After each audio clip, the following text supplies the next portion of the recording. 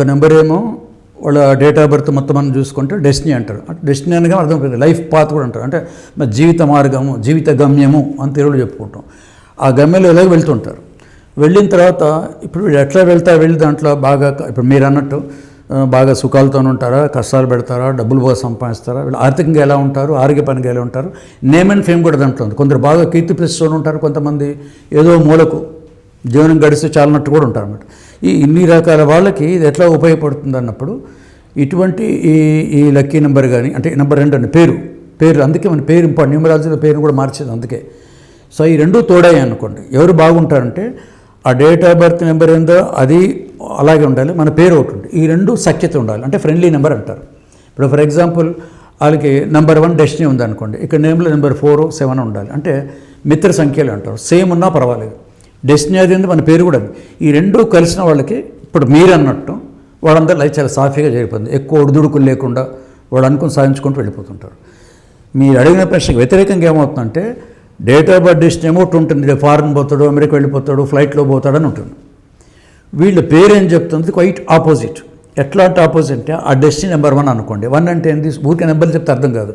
1 అంటే సూర్యుడు ప్రకారం ఆరోగ్యం బాగుండాలి, ఫారెన్ పోవాలి, డబ్బులు సంపాదిస్తాను ఉంది. కానీ వీళ్ళ పేరులో నెంబర్ 8 శని సాటర్న్ ఉంది. అది ఎప్పుడు అని కూడా అంటాం కదా, వీళ్ళు దక్కాల్సినప్పుడు 40 రూపాయలు దక్కాలి. రోజు జపం చేస్తారు, ఇంకెప్పుడు ఫ్లైటు, ఇంకెప్పుడు ప్రైమ్ మినిస్టర్ అవుతాను, పదం ఎందుకు వాడని చెప్తాను, ఎప్పుడు సీఎం అవుతా అనుకుంటాడు. 40-50 దాటిన తర్వాత ఎప్పుడు అవుతాడు. ఎందుకు, ఈ నేమ్ ఆయన సహకరించదు. ఈ నేమ్లో నెంబర్ 8 ఉందండి, ఆయన శని అందరికీ తెలుసు. ఈయనేమో 1 సూర్యుడు, ఆయన ఇద్దరు సంబంధ రీత్యా కనుక చూసుకుంటే తండ్రి కొడుకులే. ఆ సూర్యుడికి ఛాయాదేవి పుట్టినవాడే ఈ శని. కానీ వాళ్ళ పద్ధతులు ప్రభావాలు వేరే ఉంటాయి. సూర్యుడేమో స్ట్రైట్ ఫార్వర్డ్ పోవాలి, ఓకే అనమాట. ఈశానేమో మన చిన్న బతకడానికి జీవన పథకం, చిన్న అబద్ధాలు ఆటం తప్పలేదు అని అంటాడు. ఈయన చీకటి, ఆయన వెళ్తాడు కాబట్టి ఇది కొంచెం కాంట్రా. ఇట్లా కొన్ని గ్రహాలు మన ఏదైతే లక్కీ నెంబర్కి పేరు వ్యతిరేకంగా ఉంటుందో వాళ్ళు కొంచెం ఒడిదుడుకులు ఉంటాయి. ఇప్పుడు 3వ ప్రశ్న, అట్లా అన్ని బండ్లు ఎట్లాగో బాగుంటారు కదా సార్, బాగాలేని వాళ్ళ సంగతి మీరు ఎమిడే అయిందని అడుగుతారు. అంతా బాగుంది, కొన్ని ఇబ్బందులు వస్తున్నాయి, ఏం చేయాలి అన్నప్పుడు ఈ పేరుని సరి చేసి చెప్పడం ఒకటి. దాంతోపాటు న్యూమరాలజీల విశేషం అంటే ఈయన గమ్యం ఏమిటో కూడా చెప్పేస్తారు. మీరు డాక్టర్ కావాలా, ఇంజనీర్ కావాలా, రాజకీయ పనికి వస్తాయా లేదా, ఏ వృత్తులు మీరు రాణిస్తారు, ఏ దారిలో పోతాను అని కూడా ఇవన్నీ కూడా వాళ్ళకి ఆ డెస్టినీ కూడా చూపిస్తారు. దాంట్లో ఏమో వాళ్ళు తెలియదు కదా. ఇప్పుడు ఇక్కడ రాస్తాడు, ప్రతి ఒక్కళ్ళు ఇక్కడే మానిటర్ ఉంటుంది. మీరు ఎప్పుడైనా చేయి చూపించుకుంటే ద్వారా నీ చేతులు ఇక్కడ చూస్తుంటాడు.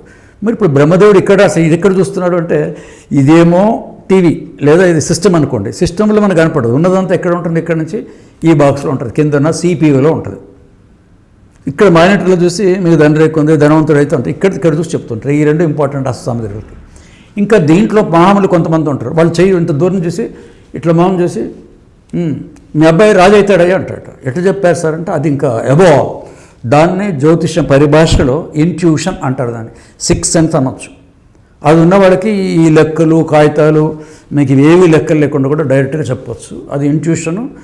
ఈ నెంబర్ 7 డేట్ ఆఫ్ బర్త్ వాళ్ళ కోసం కొన్నిసార్లు మన రెగ్యులర్గా ఒక జ్యోతిష్యం కానీ న్యూమరాలజీ కానివ్వండి, శాస్త్రాలకు అందరికీ చెప్తూ పోయి కొంత బెనిఫిట్ అయిందండి. చెప్పి కొన్ని రోజులకి మనకు ఈ లెక్కలు వేయటం కూడా అవసరం ఉండదు, ఇంట్యూషన్ పెంచుకోవచ్చు కూడా. దీనికి ఉదాహరణే మీరు న్యూమరాలజీ కూడా చెప్తున్నాను. 2000 సంవత్సరంలో హైదరాబాద్లో తెలుగు యూనివర్సిటీలో 12 గంటల నిర్విరామ సంఖ్యాశాస్త్ర అవధానం అని పెట్టాం. దానికి ఒక పండితుడు జ్యోతి ప్రజ్వలన చేశాడు. 12 గంటలతో ఉదయం 6 నుంచి సాయంత్రం 6 వరకు 12 గంటలు. ఆయన జ్యోతి ప్రజ్వలనకు వచ్చి 7 వచ్చారు. ఆయన ప్రజ్వలన వెళ్తూ ఇప్పుడు గంట తగ్గింది, మీరు 11 గంటలు అవుతుంది కదా అన్నారు. చూద్దాలేండి ఆర్గనైజర్స్ ఉన్నారు డయాస్ మీద. అంటే డయాస్ మీద మేమేమనుకుంటే తడవకు 5 వచ్చి కూర్చుంటారు. నిర్విరామం అంటే 5. ఈ 5 ఎవరు చెప్పినప్పుడు ఇంకో 5 వచ్చి కూర్చుంటారు. అంటే మనిషి గ్యాప్ ఉండదు. ఇట్లా ఒక 100 మందికి చెప్పాలి ఒకే రోజు 12 గంటలు. అయితే 11 గంటల చూస్తానులేండి అన్నాం. మరి అవధానం అని పేరు పెట్టారు కదా, అది మాకు సంబంధించింది. పైన ఇంగ్లీష్లో for the sake of world record అని ఉంది.